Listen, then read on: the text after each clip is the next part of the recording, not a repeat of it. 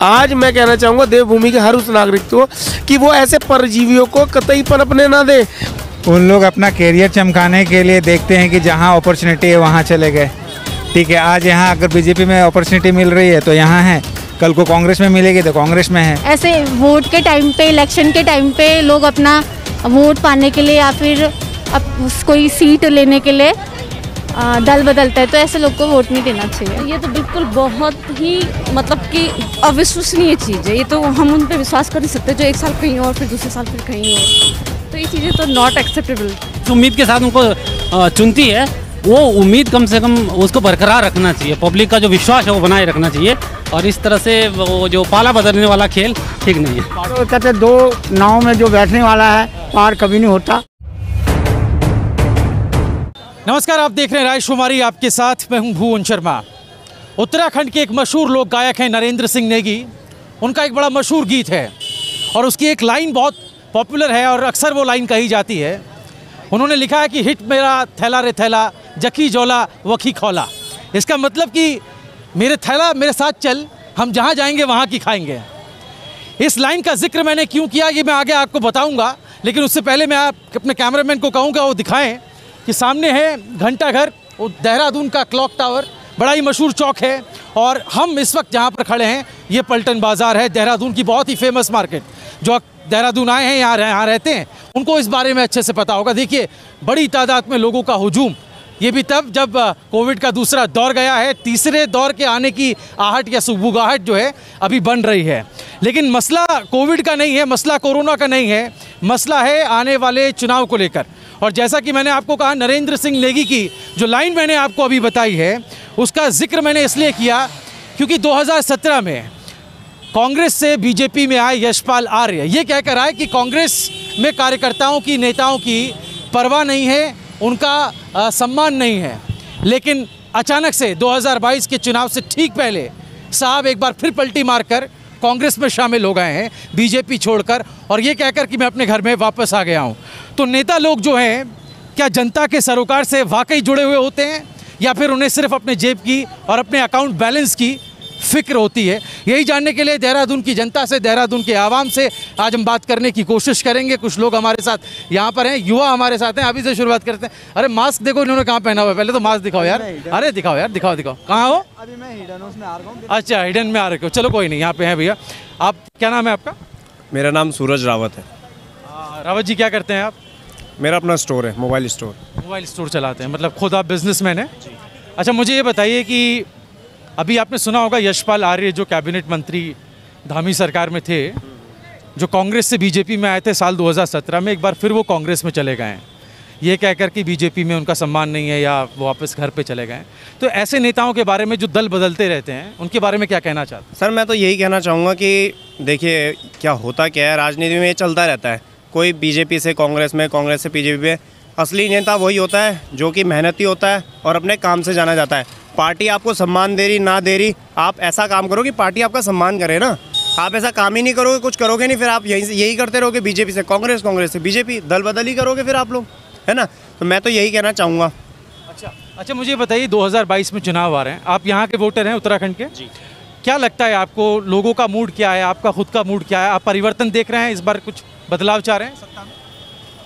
परिवर्तन या सरकार से संतुष्ट हैं जो अब तक काम हुआ है 5 साल में? खैर मैं तो यही कहूँगा बीजेपी ने खैर काफ़ी अच्छा काम भी किया है। आप देखना चाहोगे, देखो पहाड़ों में जगह जगह रोडें बन चुकी हैं, जहाँ रोड इवन नहीं भी थी वहाँ भी बन चुकी हैं। और यहाँ सीएम बदल दिए गए, तीसरे सीएम है धामी। हाँ, ये चीज़ उसके बारे में क्या कहेंगे? अगर वाकई अच्छा काम कर रही होती तो क्या मुख्यमंत्री बदलने पड़ते?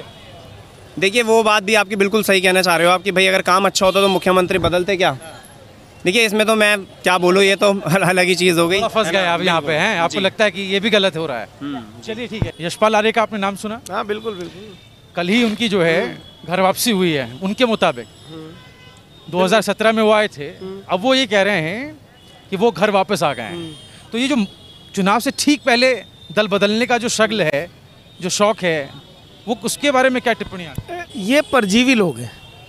और परजीवी कौन होते हैं? जो सिर्फ अपने स्वार्थ के लिए जीवन जीते हैं।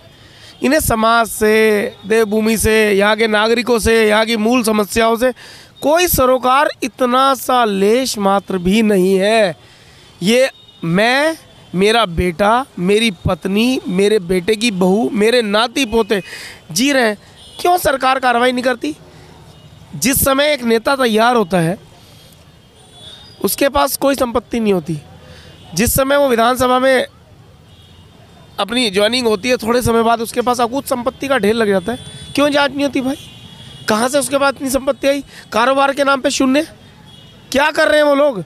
ना उन्हें समाज से मतलब, ना उन्हें लोगों की समस्याओं से मतलब, उन्हें मतलब है सिर्फ अपने जीविकोपार्जन से, अपनी आर्थिक संपत्ति बनाने से, अपने आप की 7 पीढ़ियों को किस प्रकार वो सुरक्षित कर सकते हैं उससे। आज मैं कहना चाहूँगा देवभूमि के हर उस नागरिक को कि वो ऐसे परजीवियों को कतई पनपने ना दे। अब उन्हें पता है उनका क्षेत्र तराई वाला है, जिस प्रकार किसान आंदोलन चल रहा है उनको लगा कहीं ना कहीं खतरा हुआ कि भाई भय है कि किसान भाजपा को वोट नहीं देगा, छोड़ दो कि डूबता जहाज है तो कौन छोड़ते हैं? सबसे पहले डूबते जहाज को छोड़ते हैं चूहे। तो ये उस प्रकार के चूहे हैं, परजीवी हैं। लेकिन कुछ लोग राजनीतिक हलकों में ये बातें कर रहे हैं कि वो समझ गए हैं कि इस बार सत्ता परिवर्तन होने जा रहा है, कांग्रेस वापस आने जा रही है और इस वजह से वो कांग्रेस में गए, अपना राजनीतिक वजूद बचा। देखिए मैं बताऊं, सत्ता परिवर्तन तो असंभव है देवभूमि में। आप जितना मर्जी विश्लेषण कर लें और मैं डंके की चोट पे कहता हूँ तय भाजपा। किसके नाम पर? मोदी के नाम पर। किसके नाम पर? योगी के नाम पर। तय भाजपा, योगी और मोदी। इसमें रावत, दोनों रावत और धामी कहाँ गए? नहीं देखिए, मुख्यमंत्री तो प्रदेश के ही, ना योगी ना सीएम। देखिए मैं आपको बता रहा हूँ, प्रदेश के नेतृत्व को अगर देखा जाता तो अभी तक यहाँ पर भाजपा कहीं भी स्टैंड नहीं करती। सिर्फ योगी और मोदी के आधार पर ही आज सभी राज्यों में भी इलेक्शन जो हो रहे हैं ना, उन्हीं के आधार पर वोट मिल रहा है। लोगों को सिर्फ एक विश्वास है कि कुछ ना कुछ बदलाव आएगा। ये जो अपने घर के बागड़ बिल्ले हैं ना, जो राज्यों में बैठकर तानाशाही करते हैं, गुंडागर्दी करते हैं और मोदी और योगी का नाम खराब करते हैं, कभी ना कभी इन पे भी लगाम कसेगी। लोगों को विश्वास होता है, तभी वो उन्हीं के नाम पर राज्यों को, क्योंकि राज्यों को चुनेंगे तो केंद्र में कोई आएगा ना। तो उत्तराखंड में जो दल बदलू नेता हैं, जो चुनाव से ठीक पहले पार्टी छोड़कर दूसरी पार्टी में जाते हैं अपना हित देखने के लिए, उन्हीं पर आज हम लोग बात कर रहे हैं। काफ़ी सारी पब्लिक यहाँ पे है। सर कहाँ से आए आप?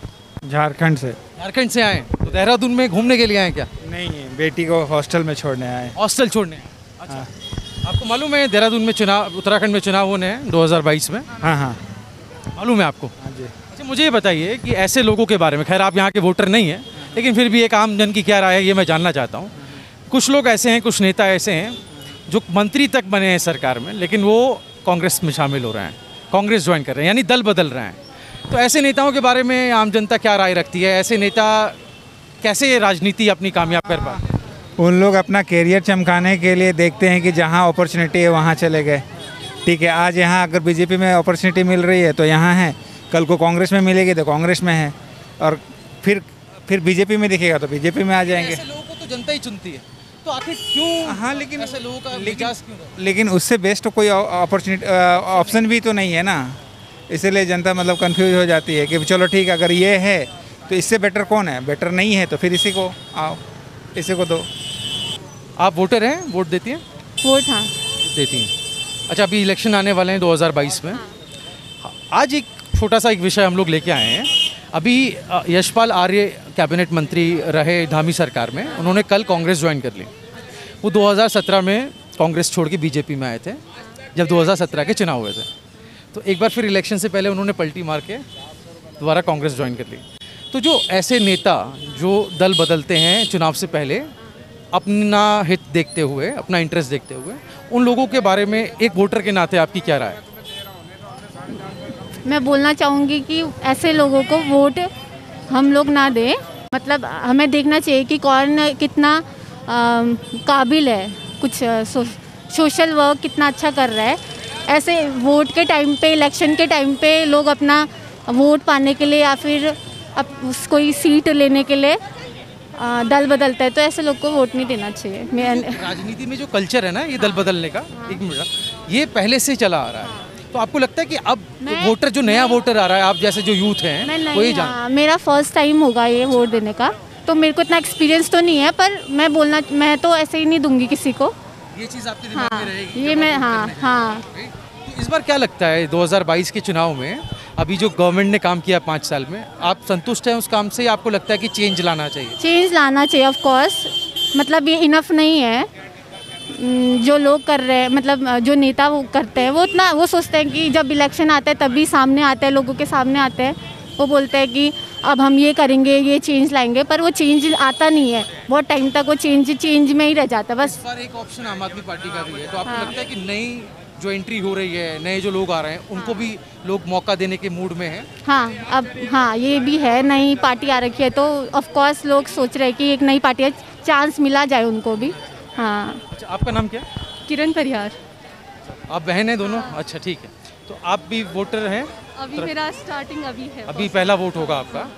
अच्छा, ये बड़ा इंटरेस्टिंग बात है। जो नए वोटर होते हैं उनका एक अलग समीकरण होता है, वो लोग अलग माइंडसेट से जाते हैं। तो क्या आप सोचती हैं पॉलिटिक्स के बारे में, ख़ासतौर पर उन नेता के बारे में जो ठीक चुनाव से पहले पार्टीज बदल लेते हैं?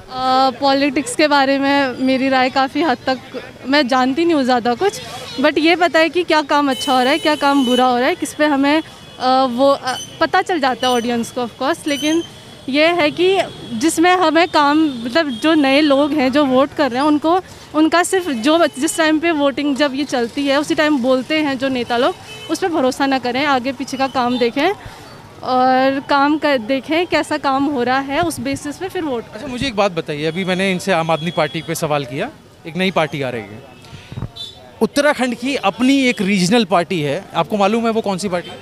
सॉरी मुझे नहीं पता। उत्तराखंड क्रांति दल उसका नाम है, UKD है ना, जो उत्तराखंड की ही पार्टी है, रीजनल पार्टी है, बाकी बीजेपी कांग्रेस ही नेशनल पार्टीज़ हैं। तो ऐसा क्या होता है कि हम रीजनल पार्टी को वोट ना दे करके नेशनल पार्टी को ही अब तक वोट करते आ रहे हैं, और आखिर क्यों एक रीजनल पार्टी की होते हुए भी हम आम आदमी पार्टी को वोट देंगे?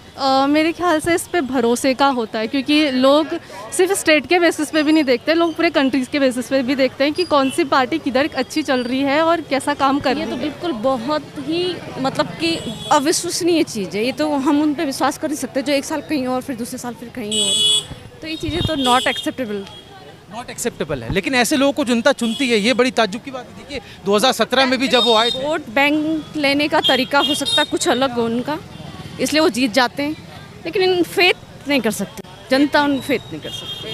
अच्छा, 2022 में क्या होने जा रहा है आपका? आप जो वोट करने जाएंगे तो क्या परिवर्तन आप देख रही हैं या फिर संतुष्ट हैं अभी जो 5 साल काम हुआ?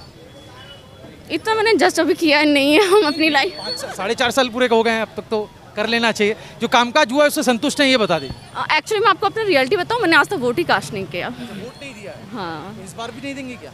इस बार भी देखूँ क्या होता है। राजनीति से मोह भंग है या क्या वजह? कह सकते हो, राजनीति से कह सकते हैं। सर आप मुस्कुरा रहे हैं, आपने दिया वोट? सर मैं रेगुलर वोट देता हूँ। रेगुलर देते हैं? अरे वाह, तो ये एक विरोधाभास है आप जी। मैं एम्प्लॉई हूँ सर, गवर्नमेंट एम्प्लॉई हूँ जी। तो